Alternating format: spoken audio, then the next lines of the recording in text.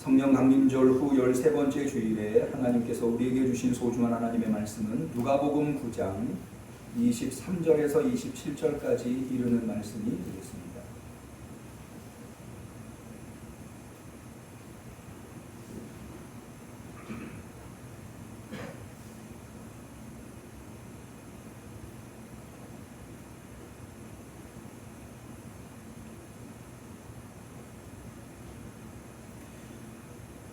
하나님의 말씀 누가복음 9장 23절에서 27절 말씀을 우리 마음에 새기면서 같이 한 목소리로 저와 함께 봉독하겠습니다.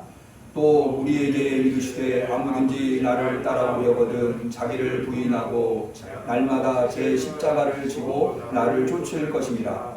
누구든지 제 목숨을 구원코자 하면 잃을 것이요 누구든지 나를 위하여 제 목숨을 잃으면 구원하리라. 사람이 만일 온 천하를 얻고도 자기를 잃든지 빼앗기든지 하면 무엇이 유익하리요. 누구든지 나와 내 말을 부끄러워하면 인자로 자기와 아버지와 거룩한 천사들의 영광으로 올 때에 그 사람을 부끄러워하리라. 아멘. 코로나 전국이 계속되고 해소되기는커녕 오히려 더 확산되어서 방역 단계가 점점 높아지고 있는 이 시대에 삶을 살아낸다고 하는 것, 더나 신앙인으로서의 삶을 살아낸다고 하는 것이 참으로 힘들고 어려운데, 그럼에도 불구하고 이렇게 신앙의 절개를 지키면서 굳건한 믿음 위에서 예배에 참여하신 우리 한교회 성도님들 진심으로 사랑하고 환영하며 오늘 이 예배를 통해서, 특별히 말씀을 통해서 이 어려운 시대를 살아낼 수 있는 힘과 능력과 용기와 위로를 하나님께서 우리 응암교회 성도님들 모두에게 어디에 계시든지 베풀어 주시기를 주님의 이름으로 간절히 축원합니다.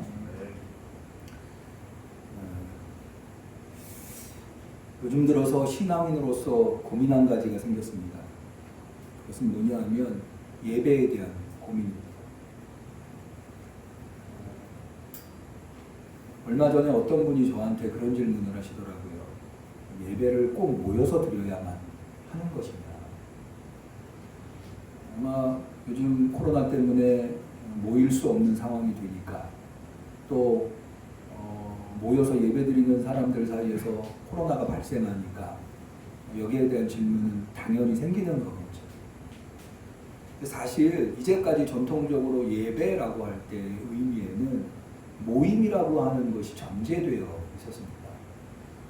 구약에서 봐도 예배를 드리는 곳이 성전 이전에는 성막이라고 하는 건데, 이 성막의 원래의 단어가 모임의 천막입니다. 그래서 영어로도 텐트 오브 미팅 이렇게 되어 있습니다. 그러니까 성막이라고 하는 회막이라고도 하는데, 이 모임이라고 하는 걸 전제를 하고 있는 거죠. 우리는 예배라고 하지만 천주교에서는 미사라고 하죠. 미사라고 하는 말이 메스라고 하는 단어에서 나왔는데, 메스의 라틴어 표기인데요.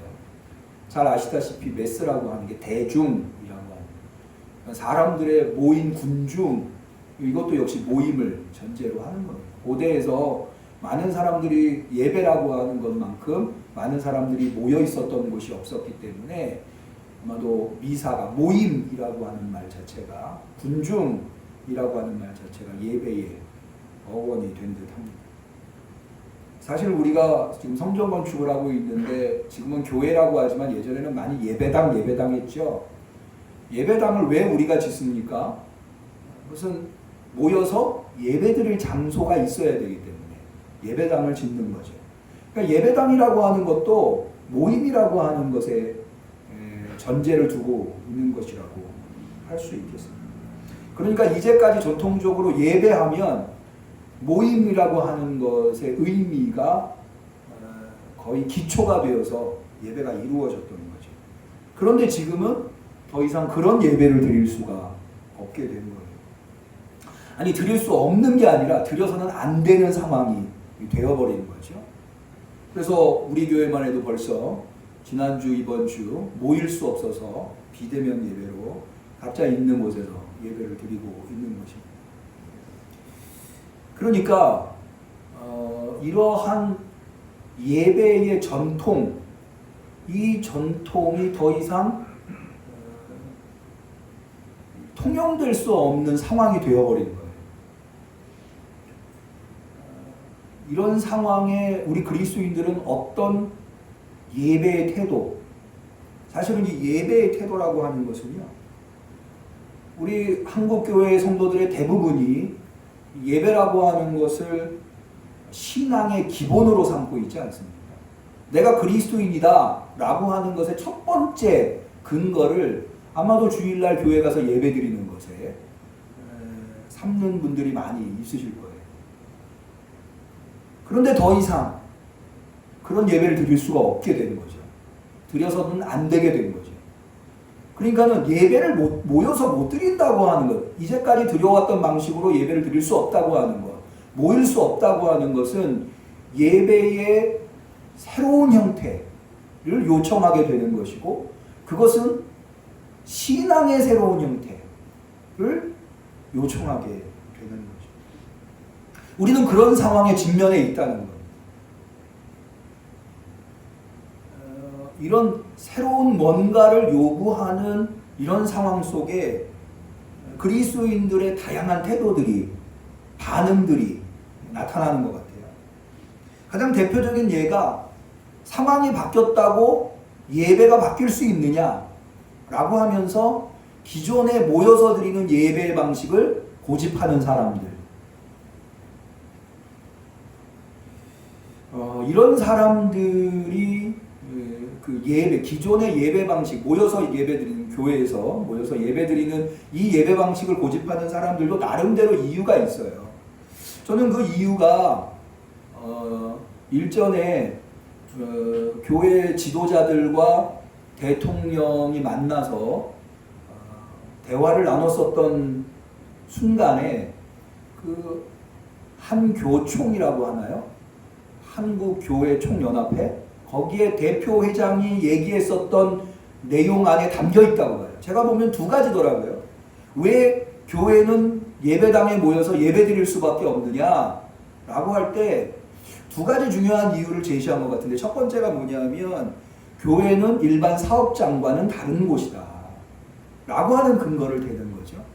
두 번째로는 종교의 자유, 특별히 예배 드릴 수 있는 자유는 신앙인에게는 목숨과도 바꿀 수 없는, 목숨보다도 귀한 것이다.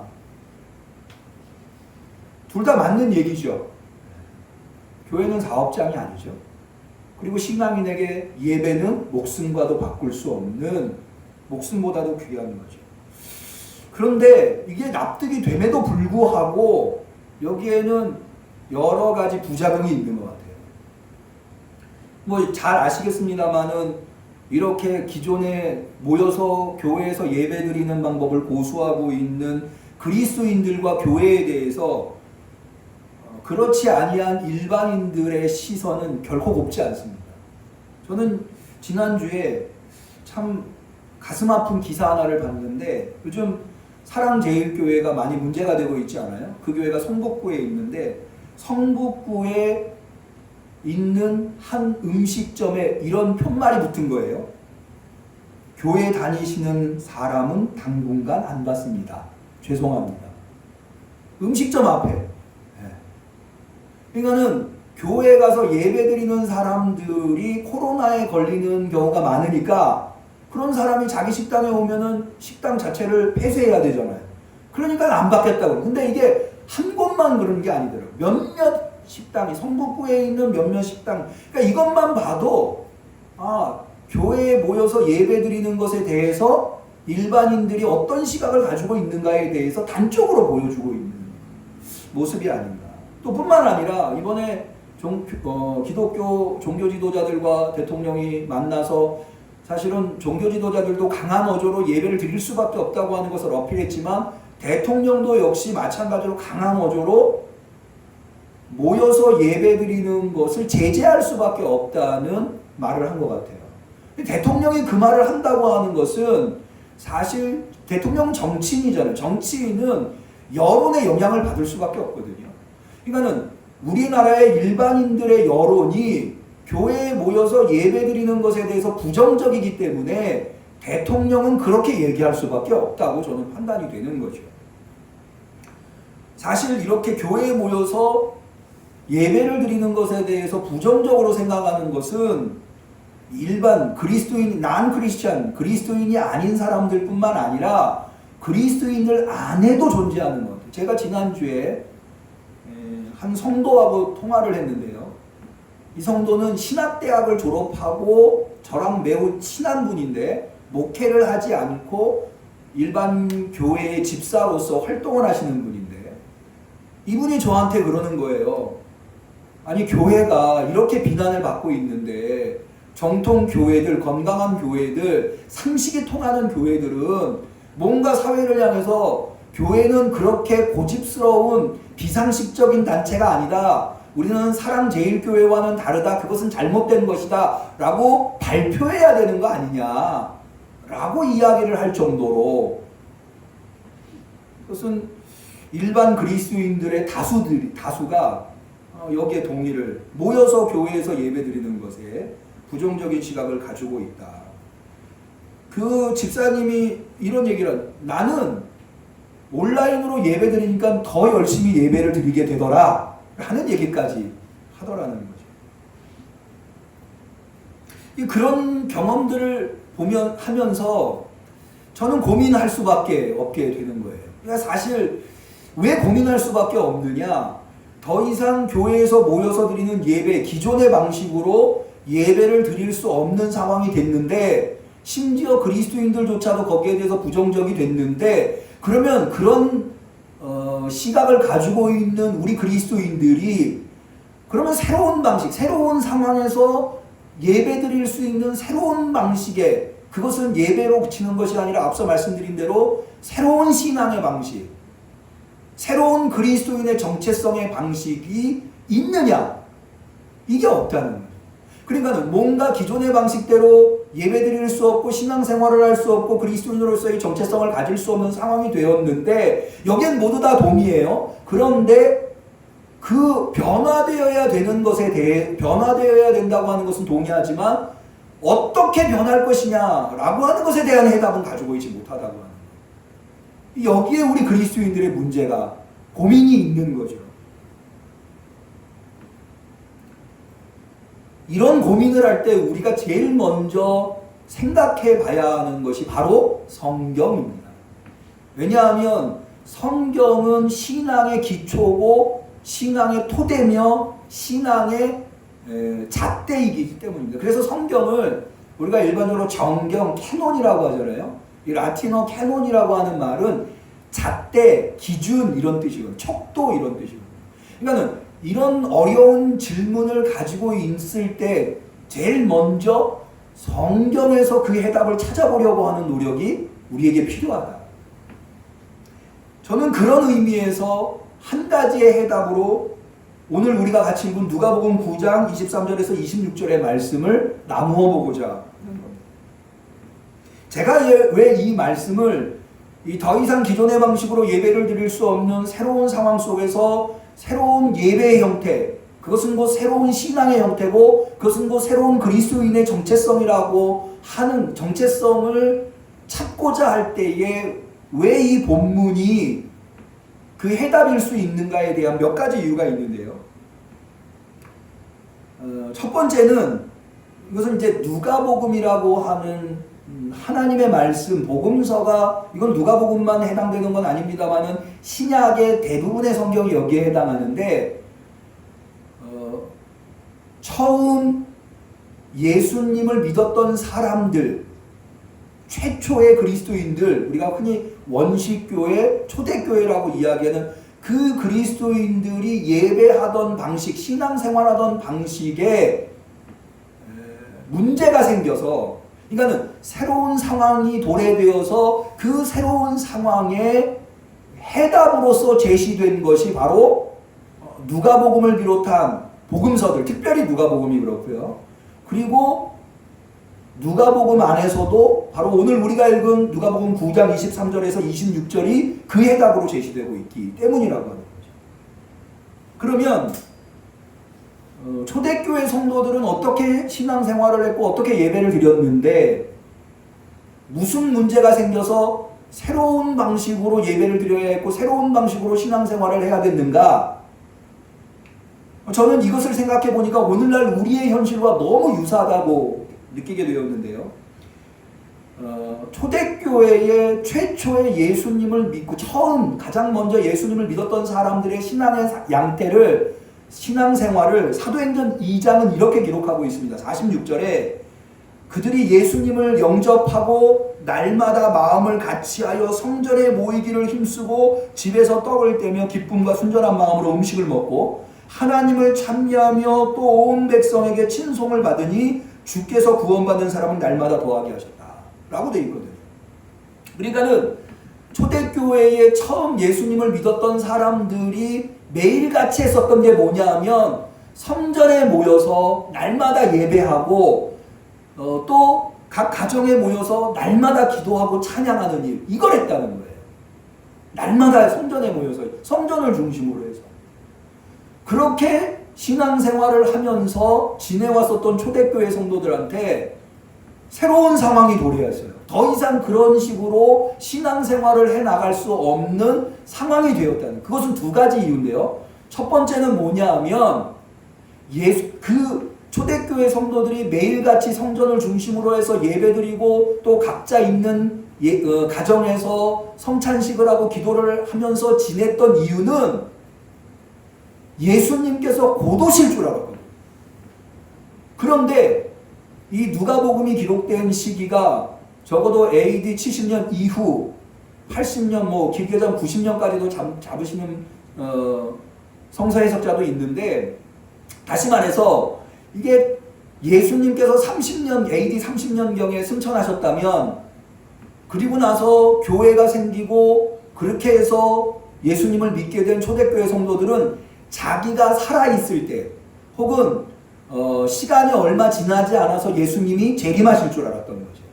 그런데 AD 70년이라고 하면 이후라고 하면 벌써 40년이 지난 거예요.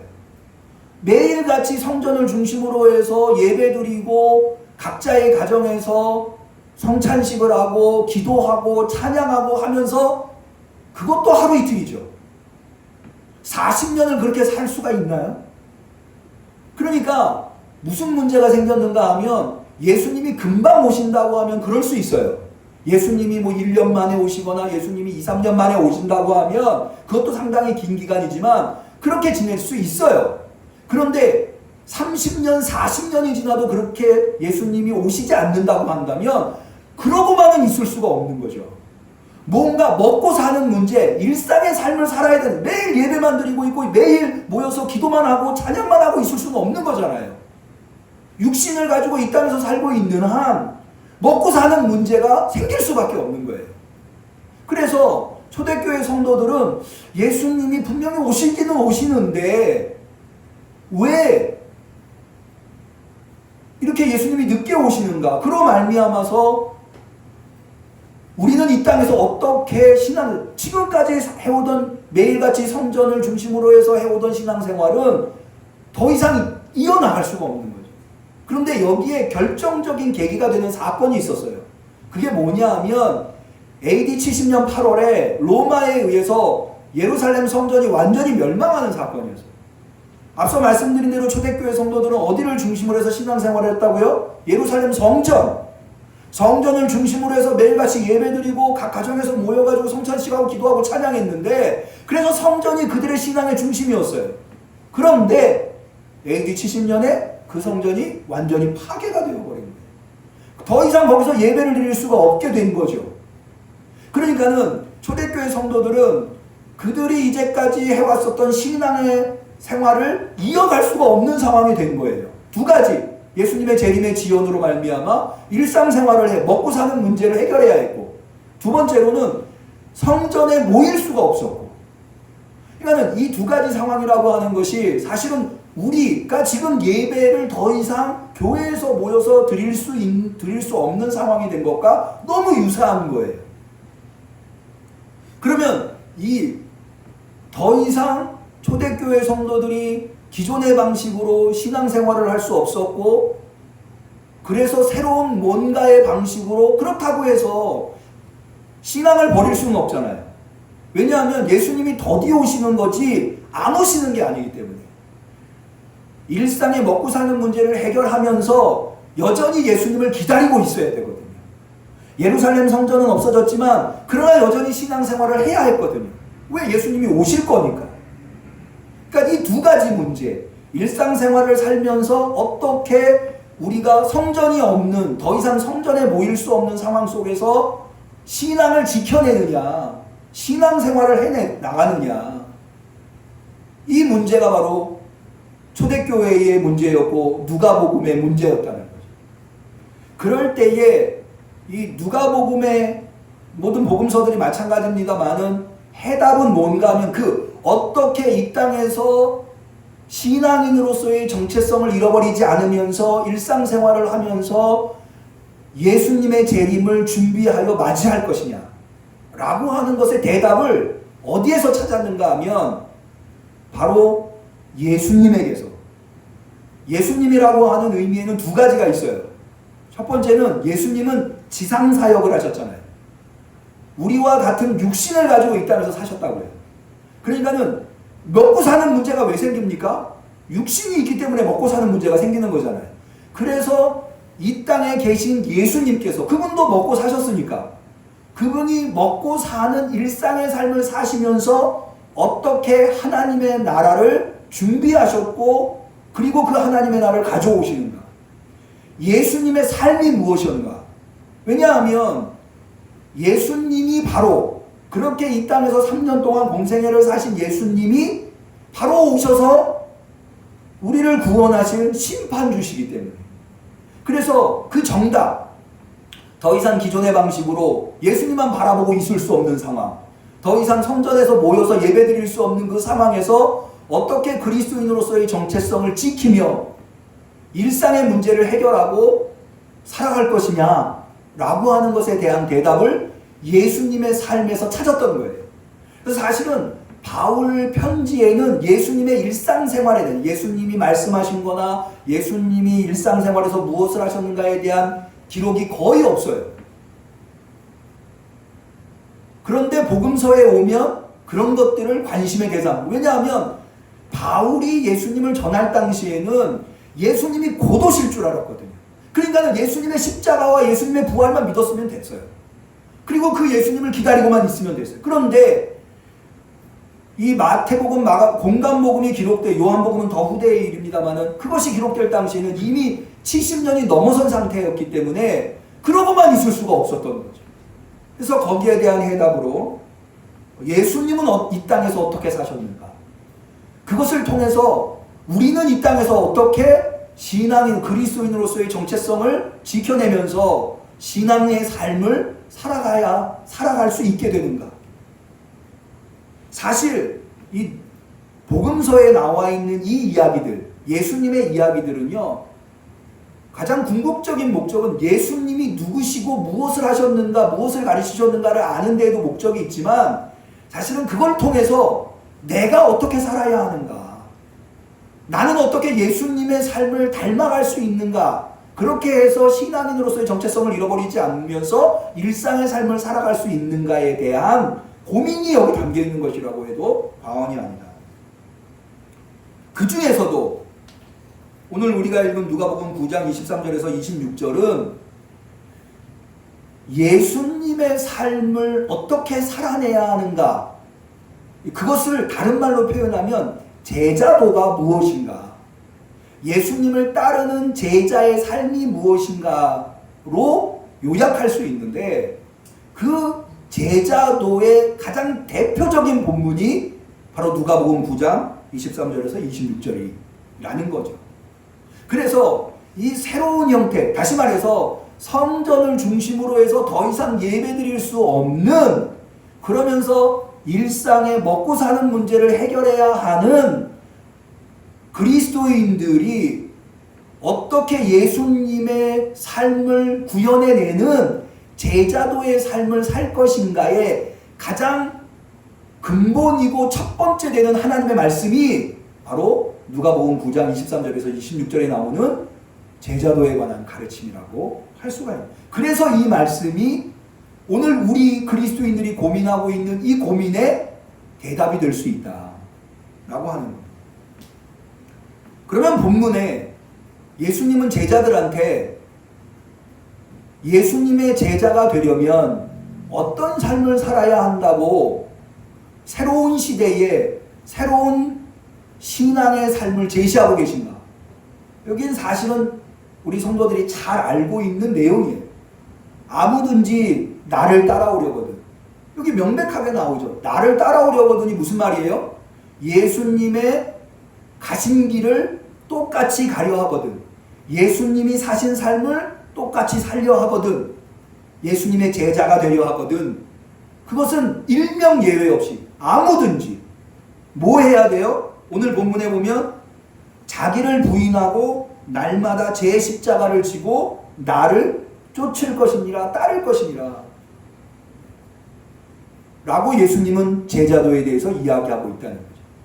그런데 여기 누가복음 이 제자도에 관한 말씀은 앞서 말씀드린 대로 제자도의 가장 기본이 되기 때문에 누가복음에만 나오는 게 아니라 마태복음과 마가복음에도 똑같이 나옵니다. 그런데 누가복음을 제가 선택한 이유는 마태나 마가복음과는 달리 누가복음에 있는 강조점 때문에 제가 누가복음을 선택했어요. 그 강조점을 어디서 발견해 볼 수 있는가 하면 날마다라고 하는 단어예요. 이 날마다라고 하는 단어는 마태나 마가복음에는 없어요. 누가복음에만 있습니다. 아무든지 나를 따라오려거든 자기를 부인하고 날마다 자기 십자가를 지고 나를 쫓을 것이니라 라고 되어 있는데 요 날마다라고 하는 말이 우리 개역 한글판 성경에는 자기를 부인하고와 자기 십자가를 지고 사이에 들어있어요. 그래서 자기를 부인하는 것은 날마다 안 해도 되는 것처럼 보이고 자기 십자가를 지고는 날마다 져야 되는 것으로 생각할 수 있는데 이 원어를 보면 이 날마다라고 하는 단어가 어디 있냐면 자기를 부인하고 자기 십자가를 지고 날마다 나를 쫓을 것이니라 이렇게 되어 있어요. 그래서 이 날마다는 예수님을 따라가려고 하는 사람들이 날마다 해야 되는 것으로 이렇게 의미가 되어 있다는 거죠. 그러면 이것의 의미가 뭐냐? 다시 정리해서 이야기하자면 자기를 부인하고 자기 십자가를 지고 날마다 나를 쫓을 것이니라 라고 했었던 이 날마다를 여기에 포함시킨 누가복음의 강조점은 무엇이냐? 이렇게 말씀드릴 수가 있어요. 마태나 마가에는 날마다가 없이 자기를 부인하고 자기 십자가를 지고 나를 쫓을 것이니라 라고 해서 예수님이 져야 될 십자가 사건이라고 하는 것에 방점이 있다고 한다면 누가복음은 예수님 사건이 아니라 제자들 사건, 그것을 따라야 하는 제자들에게 방점이 있다고 하는 것. 그런 의미에서 이 누가복음은 좀 더 제자도에 관한 오늘날 우리가 적용해 볼 수 있는 말씀이라고 할 수가 있는 거죠. 그러면 여기에 나와 있는 자기를 부인하고 자기 십자가를 지고 예수님을 쫓는다고 하는 것, 그것의 의미가 뭘까요? 사실 이것을 다양하게 해석을 하는데요. 사실 이 워딩의 기초적이고 근본적인 사건이 있어요. 날마다 자기를 부인하고 자기 십자가를 지고 라고 하는 것이 가리키고 있는 것. 그것이 지향하고 있는 사건이 있는데 그것은 우리가 모두 알다시피 예수님의 십자가형이에요. 예수님이 그렇게 십자가를 지셨죠. 그러니까는 여기 자기를 부인하고 자기 십자가를 지고 나를 쫓을 것이니라 라고 하는 것은 예수님의 십자가형처럼 예수님을 쫓으라는 거예요.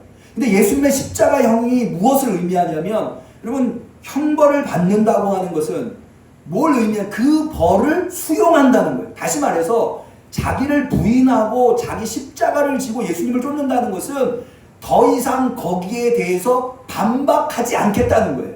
아니 반박할 수 없다는 거예요. 예를 들어서 우리가 1심, 2심, 3심이 있는데 1심에 판결이 났어요. 마음에 안 들어요. 억울해요. 그러면 우리는 항소를 하죠. 다시 재판을 받으려고 합니다. 그래서 2심에 가죠. 2심에 판결이 나는데 또 마음에 안 들었어요. 그럼 대법원까지 가게 되는 거예요. 이게 3심제죠. 근데 그렇게 해서 3심에서 대법원에서 판결이 나면 더 이상 저항할 수가 없죠. 반박할 수 없어요.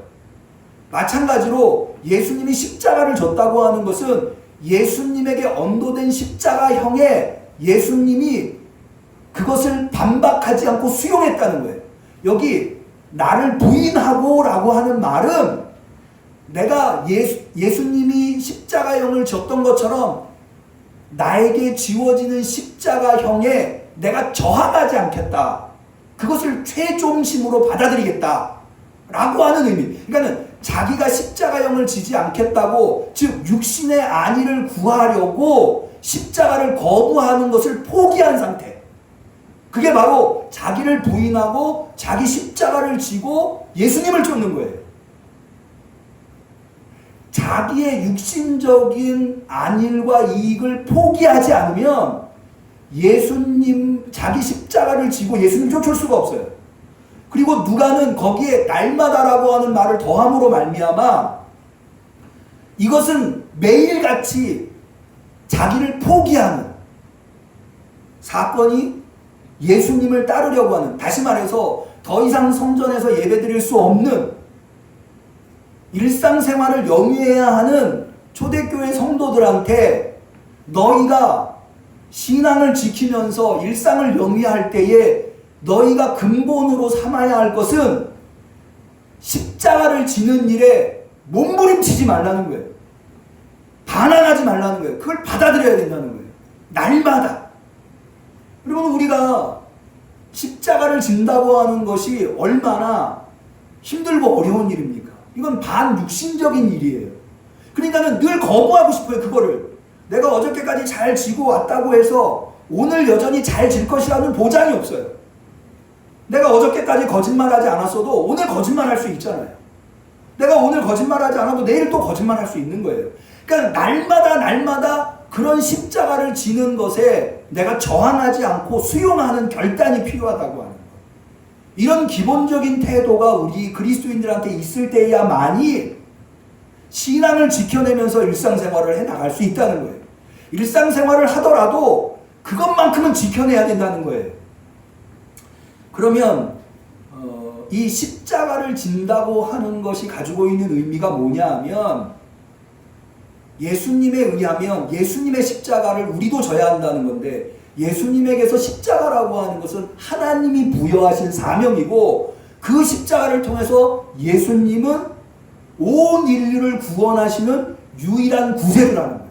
다시 말해서 나를 부인하고 자기 십자가를 지고 예수님을 날마다 쫓는다고 하는 것은 내가 날마다 나의 삶의 현장에서 먹고 사는 문제를 해결해 나갈 때에 나의 삶의 현장에서 오직 십자가에 달리신 예수님만이 나의 구세주며 나를 구원하실 수 있는 분이라고 하는 것을 드러내면서 살아가는 삶, 그것을 드러낼 수 있는 삶을 살 때야만이 일상생활을 하더라도 신앙을 잃어버리지 않을 수 있는, 그러니까는 일상생활을 하면서 신앙을 잃어버리지 않아야 하는 책임이 있는 그리스도인들이 누가복음이 기록되기 이전에는 성전에 모여서 예배드리고 날마다 각자의 가정에서 찬양하고 기도하고 성찬식을 하는 방법으로 신앙을 지켰다면, 이제는 상황이 바뀌어서 그런 방식이 아니라 날마다 자기의 일상의 삶 속에서 예수님이 온 인류를, 자기를 포함한 온 인류를 구원하시는 구세주라고 하는 것을 드러내는, 그것을 나타내는 그런 삶을 사는 것이 자신의 신앙을 잃어버리지 않고 일상생활을 사는 것이다. 예수님의 재림을 준비하는 삶이다 라고 가르치고 있다고 하는 거죠.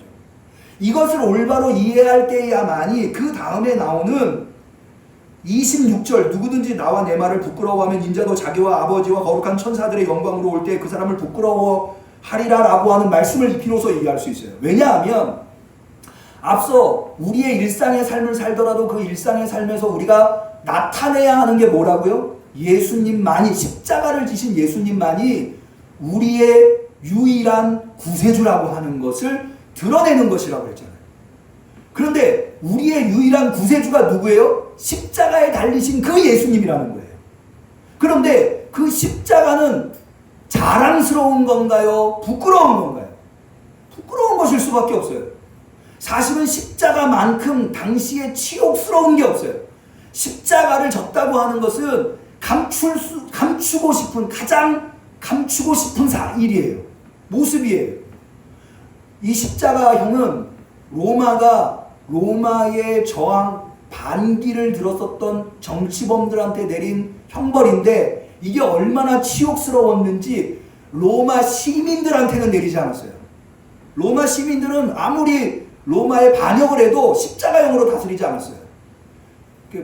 비로마인들에게만, 그래서 그들에게 가장 치욕스러운 죽음을 안겨줘서, 그래서 베드로가 예수님이 십자가형을 언도받을 때에 숨을 수밖에 없었던 것은 그것을 감추고 싶었던 거예요.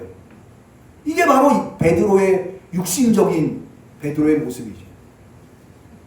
그러니까는 다시 말해서 세상적인 기준으로 보면 십자가에 달리신 예수님이 나를 포함해서 온 인류를 구원하신 구세주라고 하는 것을 나의 일상의 삶 속에서 드러내고 사는 것은 세상적인 기준으로 보면, 육신적인 기준으로 보면 감추고 싶고 치욕스럽기 때문에 남들이 알지 않았으면 하는 그런 내용이라는 거예요.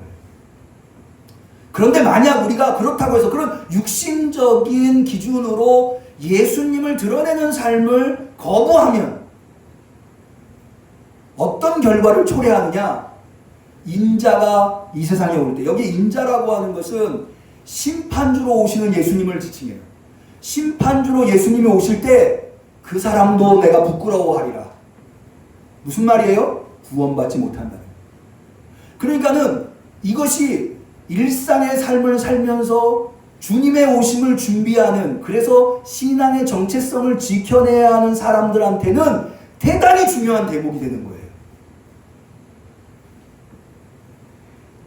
지금 내가 부끄러움을 당하는 것, 내가 십자가에 달리신 예수님을 나의 일상생활 속에서 드러냄으로 말미암아 내가 불이익을 당하고 부끄러움을 당하는 것은, 그렇게 살다가 예수님이 오셔서 예수님이 나를 부끄러워하는 것과 비교해 볼 때는 사실은 이거는 아무것도 아니라는 거예요.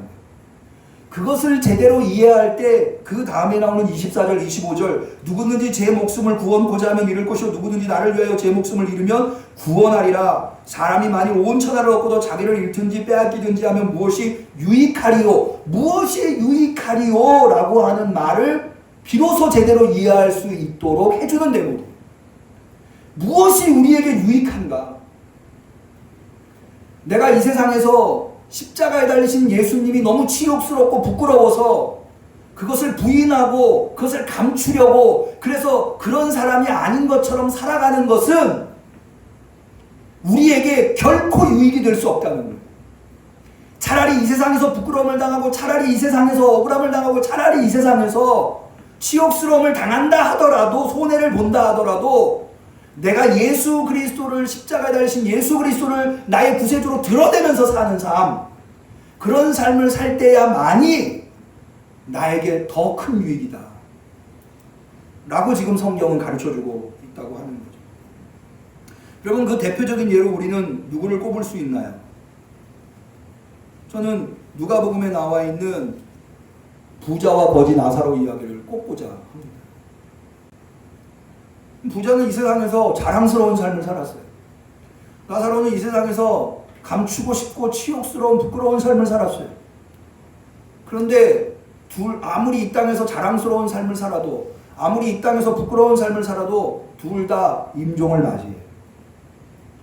그런데 부자는, 이 땅에서 자랑스러운 삶을 살았던 사람은 지옥에 들어갔고, 이 땅에서 치욕스럽고 부끄러운 삶을 살았던 나사로는 아브라함 품에 올라갔어요. 그런데 지옥에 떨어진 부자는 자신의 살아온, 지옥에 떨어진 것뿐만 아니라 이 세상에서 자랑스럽게 생각했었던 그 삶을 부끄러워하게 될 수밖에 없었던, 그래서 나사로를 이 세상에 보내서 내 형제들은 여기 오지 않도록. 아마 그 형제들도 세상적인 기준으로 보면 대단히 자랑스러운 삶을 살았을 거예요. 그러나 그것이 결코 자랑스러운 삶이 아니었다고 하는 것, 결국에는 유익이 되지 않는 삶을 살았다고 하는 것, 그것을 부자는 지옥에 떨어지고서야 깨달은 거예요. 그래서 나사로를 보내서 내 형제들은 여기 오지 않게 해달라고 간청하는 부자의 모습을 발견해 볼 수 있어요.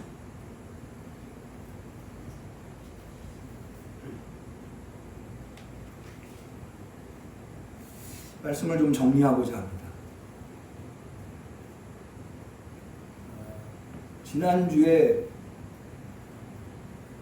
제가 속해 있는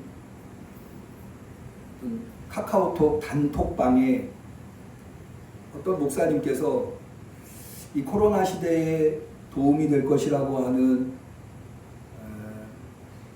부산 대연동 센터감리교회에 있는 교회에서 신고하시는 유명하지 않은 어떤 목사님께서 SNS에 올린 글을 캡처하셔서 이 카카오 단톡방에 올려주신 것을 제가 봤어요. 나중에 알고 봤더니 이것을 대통령이 자신의 SNS에 또 올리셔서 이게 또 유명하게 됐더라고요. 아시는 분도 계시겠습니다만 전 이 글을 읽고 꽤 많은 생각을 하게 되었어요. 한번 좀 들어보시죠. 이분이 이런 내용을 올렸어요. 5가지 내용을 올렸는데요. 코로나 시대가 전해주는 메시지라고 하는 제목으로 올린 글이에요. 방역과 관련돼서 나온 내용인데요. 1. 마스크를 착용하라는 것은 그 입을 다물라는 뜻이다. 막말과 거짓말을 하지 말며 불필요한 말을 줄이고 남의 말에 귀를 기울이라는 말이다. 입을 다물면 사랑스러운 것들에 시선이 머물게 되고 아름다운 소리와 세미한 속상임이 들려오리라. 2. 손을 자주 씻으라는 것은 마음을 깨끗이 하라는 뜻이다. 악한 행실과 죄에서 돌이켜 회개하고 성결하라는 말이다. 안과 밖이 깨끗하여야 자신도 살고 남도 살 수 있다는 말이다. 마음의 거울을 닦아야 자신이 보이고 마음의 창을 닦아야 이웃도 보이리라. 3. 사람과 거리 두기를 하라는 것은 자연을 가까이 하라는 뜻이다. 사람끼리 모여서 살면서 서로 다투지 말고 공기와 물과 자연의 생태계를 돌보며 조화롭게 살라는 말이다. 자연을 가까이 할수록 마음이 넉넉하여 모든 것을 사랑하게 되리라. 4. 대면 예배를 금지하라는 것은 언제나 어디서나 하나님을 바라보라는 뜻이다. 위안을 얻거나 사람에게 보이려고 예배당에 가지 말고 천지에 계신 하나님을 예배하라는 말이다. 잠잠히 하나님을 대면할수록 그의 나라와 그의 뜻에 가까이 이르게 되리라. 5. 집합을 금지하라는 것은 소외된 자들과 함께하라는 뜻이다. 모여서 선동하거나 힘 자랑하지 말고 사람이 그리는 이들의 벗이 되라는 말이다. 우는 자들과 함께 울고 홀로 외로이 무거운 짐을 지고 가는 이들의 짐을 나누어지도록 질수록 세상은 사랑으로 포근해지리라. 우리가 기존의 신앙생활을 해왔었던 예배 중심, 교회 중심의 삶은 이제 그 무게 중심이 옮겨가 우리의 일상의 삶의 예배, 일상의 삶의 교회를 요구하고 있습니다. 여전히 시대가 바뀌었어도 예배와 교회는 신앙의 매우 중요한 요소입니다. 그러나 바뀐 시대에 우리는 더 이상 기존의 교회와 예배라는 개념으로 신앙생활을 용이할 수 없습니다. 그렇게 새로운 시대를 거부하면 거부할수록 부작용은 더욱더 커질 수밖에 없습니다. 그런데 사실은 따지고 보면 이 새로운 시대의 새로운 교회, 새로운 예배는 새로운 것이 아니라 이미 예수님이 우리에게 가르쳐 주신 것입니다. 하나님의 말씀이 우리에게 가르쳐 주신 것입니다. 성경은 교회를 무엇이라고 말합니까? 고린도전서 6장 19절 이하에 보면 너희 몸은 너희가 하나님께로부터 받은 바 너희 가운데 계신 성령의 전인 줄을 알지 못하느냐. 너희는 너희의 것이 아니라 값으로 산 것이 되었으니 그런즉 너희 몸으로 하나님께 영광을 돌리라. 물론 건물이 있고 성도들이 모이는 교회도 교회고 성전이에요. 그러나 이제는 그 무게중심이 그 교회에서, 그 성전에서 내 몸이 성전이라고 하는 그래서 내 몸으로 하나님께 영광을 올려드려야 된다고 하는 곳으로 옮겨갔다고 하는 것을 우리는 인정해야 합니다. 예배가 무엇입니까? 로마서 12장 1절에 바울은 이렇게 이야기합니다. 그러므로 형제들아 내가 하나님의 모든 자비하심으로 너희를 권하노니 너희 몸을 하나님이 기뻐하시는 거룩한 산 제사로 드려라. 이는 너희의 드릴 영적 예배니라. 여기 산 제사라고 하는 것이 원래 희생제물, 제사는 희생제물을 의미하는 건데 살아있는 희생제물을 얘기합니다. 희생제물은 원래 죽이게끔 되어 있죠. 살아있지만 죽어있는 것처럼 신앙생활하는 것을 산 제사로 드리는 거예요.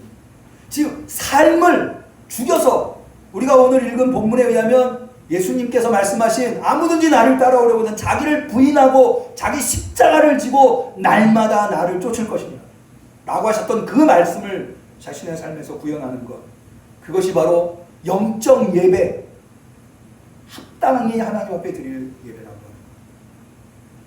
사랑하는 우리 응암교회 성도 여러분, 지금은 매우 어려운 시대를 살고 있습니다. 어렵다고 해서 우리가 세상 사람들처럼 살아갈 수는 없습니다. 이제 우리의 신앙은 그 무게중심이 교회보다는 각자의 몸에, 예배보다는 각자의 삶에, 그래서 내 몸이 교회가 되고 내 삶이 예배가 되어서 십자가에 달리신 예수 그리스도, 그분이 나와 우리 모두를 구원하시는 구세주라고 하는 것을 드러내면서 살아가는 삶을 살아갈 때야 우리는 이 새로운 시대에 하나님께 영광 올려드릴 수 있는 예배와 교회로서의 신앙생활을 해나갈 수 있을 줄로 압니다. 그렇게 하려고 하는 우리 성도들에게 하나님의 성령님의 능력의 도우심이 함께 하시기를 간절히 축원합니다. 기도하겠습니다. 하나님 아버지, 이제까지 교회에 모여서 정해진 시간에 예배를 드리면 내가 그리스도인임을 의심하지 않았습니다. 그러나 이제는 더 이상 그렇게 하나님을 예배할 수 없습니다. 어떤 이유로 그렇게 됐던지 이제는 새로운 방법으로 하나님께 예배하며 새로운 방법으로 하나님을 섬겨야 합니다. 어쩌면 하나님이 너무나도 소중한 우리 몸이 성전이고 우리의 삶이 예배해야 한다고 하는 그 가르침을 깨닫게 하시려고 이 어려움을 허락하셨는지도 모르겠습니다. 하나님, 우리가 그 뜻을 헤아릴 수 있게 하여 주옵소서. 이제는 더 성숙한, 더 깊이 있는 예수님의 제자가 되게 하옵소서. 이 어려운 시기에 교회 못 나온다고, 모여서 예배 못 드린다고 신앙을 잃어버리는 우리 응암교회 성도들이 아니라 오히려 그 껍질을 벗어 내 몸이 교회가 되며 내 삶이 예배가 되는, 그래서 진정으로 교회 안에서만 성도가 아니라 교회 밖에서도 성도로서 살아갈 수 있는, 그래서 주님이 이 세상에 오실 때에, 인자께서 이 세상에 오실 때에 나를 두 팔 벌려 환영하실 수 있는 우리 응암교회 성도들이 다 되게 하옵소서. 예수님의 이름으로 기도 올리옵나이다.